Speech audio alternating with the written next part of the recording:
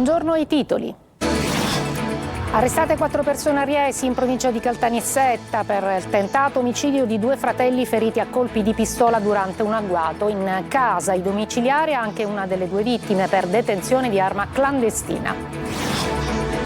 A Ragusa, dopo l'agguato e lo scontro tra bande di extracomunitari, carabinieri di Scicli hanno arrestato un albanese e ricercato un connazionale. Sciopero nazionale dei sindacati di base per Gaza, la Sicilia scende in piazza con cortei e flash mob, lezioni disertate, molte scuole e università. A Ravanusa, nell'Agrigentino, incendio domato nello stabilimento Ecoface, scuole riaperte, allarme rientrato, l'ARPA continua i rilievi mentre i carabinieri indagano sulle cause. Gino Cecchettin ha incontrato gli studenti del liceo classico Cutelli di Catania. Il padre della giovane vittima di femminicidio dice: ho trasformato il dolore in qualcosa per Giulia. Calcio, sfida di Coppa Italia oggi pomeriggio per il Palermo che al Friuli sfiderà l'Udinese. Chi passa il turno sfiderà poi la Juventus agli ottavi. Serie C, doppia trasferta in 4 giorni per il Catania, in campo mercoledì a Trapani e domenica contro il Cerignola.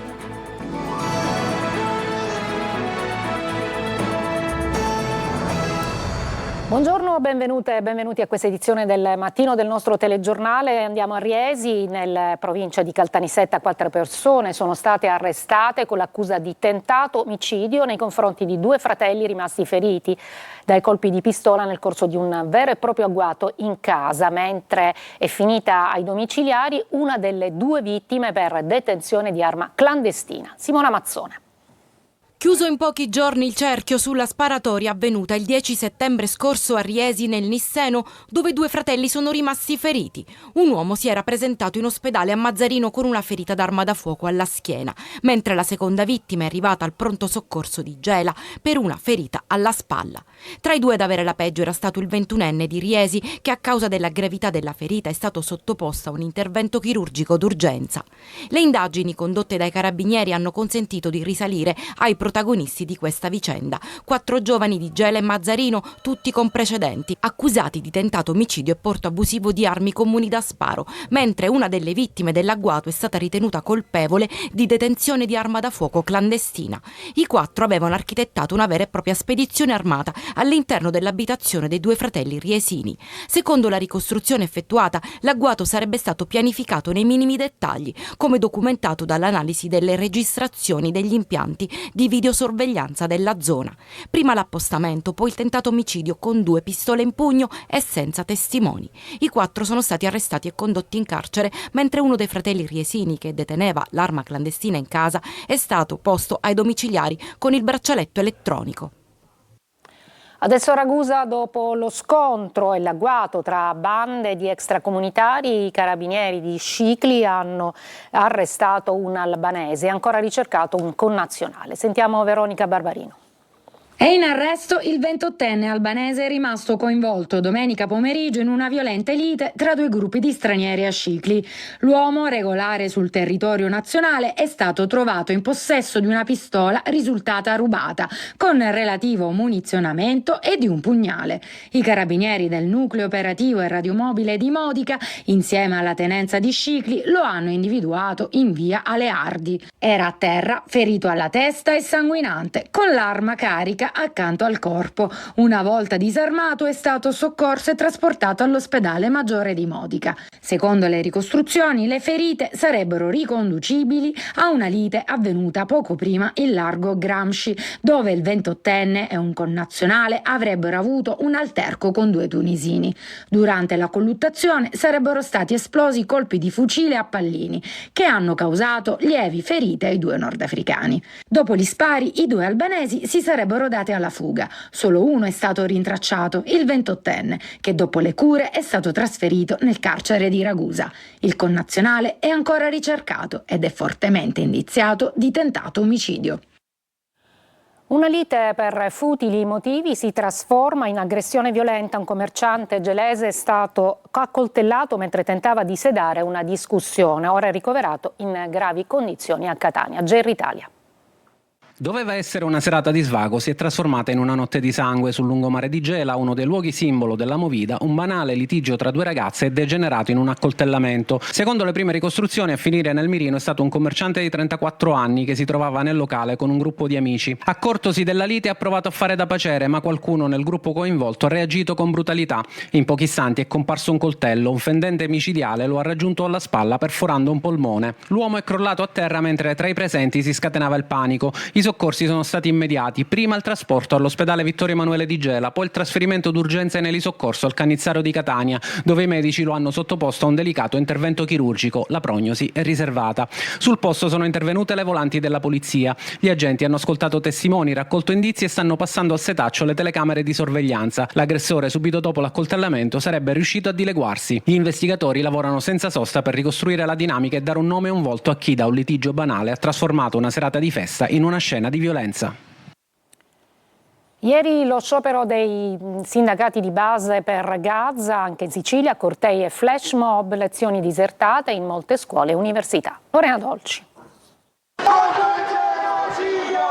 Fra 15.000 e 20.000 persone in corteo a Catania, altrettante a Palermo. Mobilitazione in molti comuni. La Sicilia si è fermata e scesa in piazza per il popolo di Palestina, un pezzo enorme di società civile che ha scelto di non girarsi dall'altra parte, trasformando un normale lunedì di lavoro in un grido per fermare il massacro. Fermiamo oggi la città, fermiamo l'intero paese per dire basta alle complicità dei nostri governi che sostengono un genocidio in atto, per difendere la Palestina, per difendere la Global Sumud Flottiglia. Anziani, bambini, studenti delle scuole di ogni ordine e grado, universitari, lavoratori e pensionati, tutti in corteo dal Teatro Massimo verso il porto di Palermo per lo sciopero generale dei sindacati di base.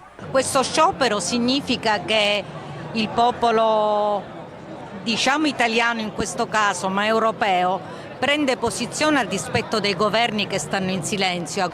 Anche via Etnea a Catania un fiume in piena di bandiere che si ingrossa di ora in ora.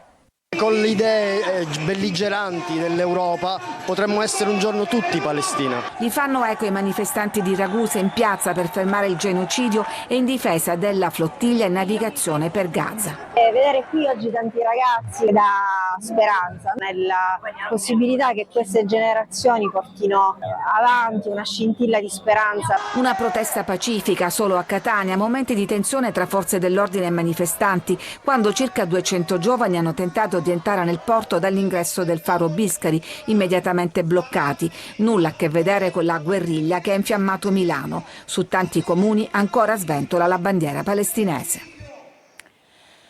Adesso a Ravanusa, provincia di Agrigento, dove si torna alla normalità. Infatti è stato domato l'incendio nello stabilimento Ecoface, le scuole sono state riaperte e l'allarme è cessato. L'ARPA continua i rilievi dell'area mentre i carabinieri indagano sulle cause. Davide Sardo. Ravanusa tira uno sospiro di sollievo. L'incendio che domenica notte aveva scatenato paura e apprensione nella zona industriale è stato domato. Le fiamme hanno divorato enormi cumuli di rifiuti nello stabilimento Ecoface Industri, ma grazie all'intervento incessante dei vigili del fuoco l'edificio produttivo è rimasto intatto. Le squadre hanno lavorato per ore con mezzi arrivati anche da Palermo per circoscrivere il rogo e impedire che si propagasse. L'ARPA continua il monitoraggio della qualità dell'aria, mentre le scuole, chiuse in via precauzionale, sono state riaperte. Nelle prossime ore partiranno i lavori per rimuovere le macerie annerite dalle fiamme. Intanto la Procura di Agrigento ha aperto un fascicolo. I carabinieri indagano sulle cause. Probabilmente l'innesco potrebbe essere stato causato da incendi che ieri hanno interessato tutta la zona industriale, in particolare i lotti dove non ci sono capannoni con sterpaglie varie. Probabilmente il vento potrebbe aver portato qualche tizzone nel capannone, ha innescato il fuoco. L'allarme è cessato, ma restano i segni di una notte di fuoco che ha lasciato paura e disagi. Le verifiche ambientali e le indagini faranno luce su quanto accaduto. Settembre funestato dagli incendi stradali, molti dei quali mortali. Ad Agrigento, l'ultimo a perdere la vita una donna di 82 anni. Adelaide Barbagallo. È un bollettino di guerra alla scia di sangue sulle strade siciliane. Si va al ritmo di una o più tragedie al giorno. Ad Agrigento 3 i morti in appena 48 ore. L'ultimo incidente questa mattina. A perdere la vita una donna di 82 anni, Lilla Contino. Si è schiantata con la sua piccola utilitaria contro un palo dell'illuminazione lungo Viale dei Giardini a San Leone. Si pensa al malore, ma non viene neanche esclusa l'ipotesi che qualcuno o qualcosa possa aver tagliato la strada all'anziana. Intanto la Procura di Agrigento ha aperto un'inchiesta sull'incidente costato la vita all'istruttore di tennis Marco Chiaramonte, finito con lo scooter contro un albero, forse per una buca, e sequestrato la sua salma. Poche ore prima un altro incidente, un pensionato di 72 anni, Francesco Rizzo Zangali, è stato travolto mentre era fermo con la sua auto da un'altra, guidata da un agente di commercio di 33 anni, indagato adesso per omicidio stradale. A Catania è stata aperta un'inchiesta sulla morte di Silvia Gulisano, di 29 anni. Il suo scooter trovato a terra lungo la circonvallazione, lei a poca distanza. Non si esclude che qualcuno possa averla speronata. Settembre non si è ancora concluso e sono oltre una decina gli incidenti gravi. Gino Cecchettin ha incontrato gli studenti del liceo classico di Catania Cutelli. Il padre della giovane vittima di femminicidio dice: ho trasformato il dolore in qualcosa per Giulia. Desiree Ferlito. Sono Gino e sono un papà. È iniziato così il discorso di Gino Cecchettin agli studenti del liceo Cutelli di Catania.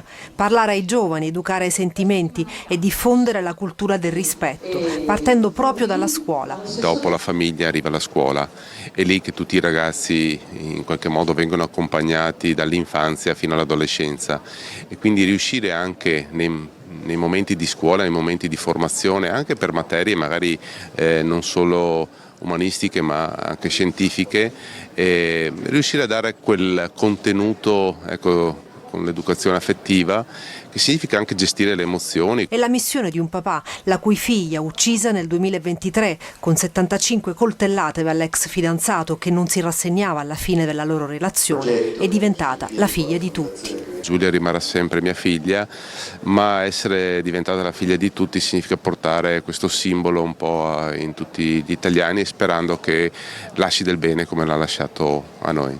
Ogni tappa prevede una settimana di incontri, laboratori e testimonianze per formare studenti e docenti alle competenze del presente e del futuro, ma insegnare agli studenti soprattutto la vita senza prevaricazione, partendo proprio dalla scuola. Gino Cecchettin sarà nei prossimi giorni a New York. Le Nazioni Unite lo hanno nominato rappresentante per l'Italia nella lotta contro la violenza di genere, ma il suo impegno sarà soprattutto con i giovani, nell'ambito del progetto del Corriere della Sera Campobus, che parte proprio da Catania per poi approdare a Roma, Milano e Verona. È stata veramente una sfida che mi sono posto per Giulia, perché lei era così, si prodigava quotidianamente per il prossimo.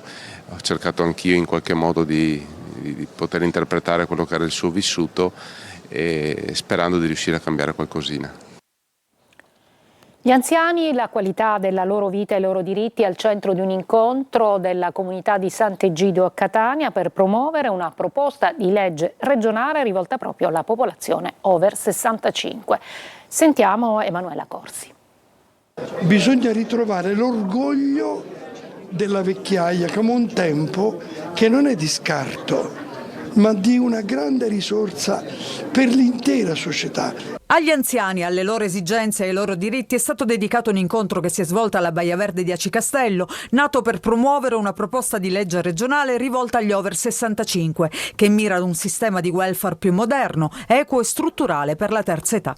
Il governo Meloni ha dedicato la legge 33, approvata nel 2023, che ha istituito il quadro per una riforma organica delle politiche in favore delle persone anziane, con particolare attenzione all'invecchiamento attivo e alla non autosufficienza. Anche in Sicilia nasce la necessità di recepire ed attuare questa norma. La Sicilia potrebbe essere la prima regione a portare avanti questo genere di disegno di legge, a dimostrazione di un'attenzione veramente nei confronti di coloro i quali magari possono essere in una situazione di disagio. La popolazione anziana oggi non ha le risposte che i tempi attuali, la modernità consente, quindi parliamo del concetto di telemedicina, di teleassistenza, di telerilevazione, che permetterebbe di avere un anziano sempre accudito, sempre nelle condizioni di essere monitorato e seguito e tempestivamente indirizzato verso le cure che necessita. L'iniziativa è stata promossa dalla comunità di Sant'Egidio. Il futuro è anziano, nel 2050 la previsione è che saranno più gli anziani dei bambini, ma dobbiamo dotarci di alcuni strumenti che ci aiutano a pensare gli anni che abbiamo guadagnato grazie alla medicina e alla scienza non come anni da maledire o da passare soli, magari un RSA, ma anni in cui nella società, nelle città ci sia un posto per tutti, e quando dico tutti intendo tutte le fasce sociali. Una breve pausa e poi andremo a Gela, dove cresce la protesta per il riordino della rete ospedaliera.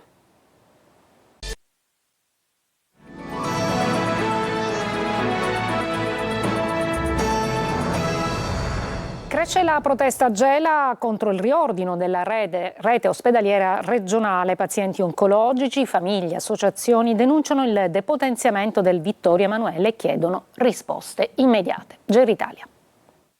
Una mobilitazione che parte dal basso, dai malati oncologici e dalle loro famiglie, fino a travolgere comitati e associazioni. A Gela la comunità si ribella contro la mannaia dei tagli alla sanità e la prospettiva di un ospedale sempre più svuotato. Il riordino ospedaliero della regione rischia di cancellare reparti e posti letto, lasciando il Vittorio Emanuele con appena 147 unità attive. Numeri giudicati drammatici, soprattutto in un territorio già classificato come sito di interesse nazionale per l'elevato impatto ambientale, dove i dati oncologici e diabetologici raccontano un'emergenza in crescita.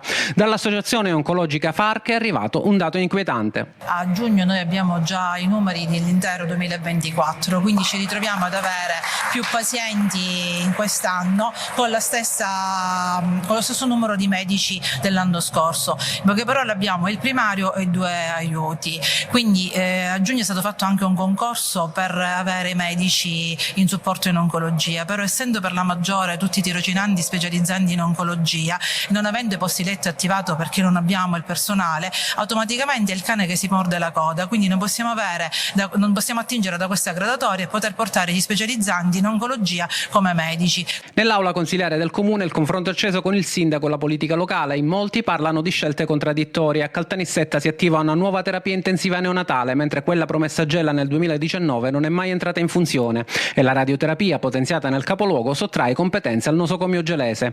La prossima settimana la Commissione Sanità dell'Ars dovrà esprimersi sul piano regionale. Intanto martedì una delegazione gelese sarà a Palermo per chiedere di essere ascoltata, ma il vero banco di prova arriverà giovedì, quando la città scenderà in piazza per gridare che la salute non può essere trattata come un capitolo di spesa.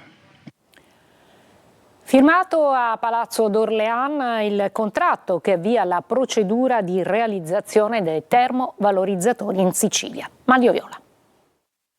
Con la firma del contratto fra la Regione Siciliana e il raggruppamento temporaneo di imprese guidato da CRIU entra nel vivo la realizzazione dei termovalorizzatori siciliani. L'appalto del valore di quasi 22 milioni di euro riguarda la progettazione di fattibilità tecnico-economica, il coordinamento della sicurezza in fase di progettazione, la redazione della relazione geologica e del piano economico-finanziario di massima. Per completare questa fase il raggruppamento di aziende vincitrici ha a disposizione 150 giorni di tempo. La fase successiva sarà quella che permetterà di mandare in gara la costruzione vera e propria, con avvio dei cantieri previsto nel settembre del 2026, il prossimo anno, e tempi di realizzazione di 18 mesi, dunque con consegna di opere finite nella primavera del 2028 e avvio degli impianti previsto nel giugno 2028.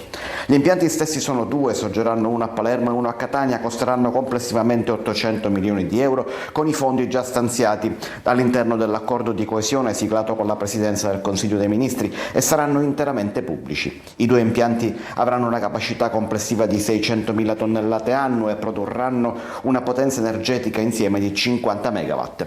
Saranno il punto nodale del piano rifiuti regionale, che prevede anche 31 impianti di compostaggio, 24 biodigestori, 16 piattaforme tutte pubbliche di selezione del recupero per la raffinazione, che sostituiranno e miglioreranno i vecchi impianti TMB. La mia sensazione è che la gente comincia a crederci, perché si è parlato tanto tempo in passato, leggendo la letteratura dell'argomento, di questa iniziativa. Non dico che gli altri hanno fallito, però non è stato possibile farlo. Restiamo a Palermo, sempre in tema di rifiuti. C'è stato il via libera della Regione Siciliana alla 7ª vasca bis della discarica di Bellolampo, finanziata con 15 milioni di fondi regionali. Questo provvedimento garantirà una capacità aggiuntiva di 1,5 milioni di tonnellate per lo smaltimento garantito per 4 anni. Ci fermiamo, il calcio, poi gli impegni di Palermo e Catania.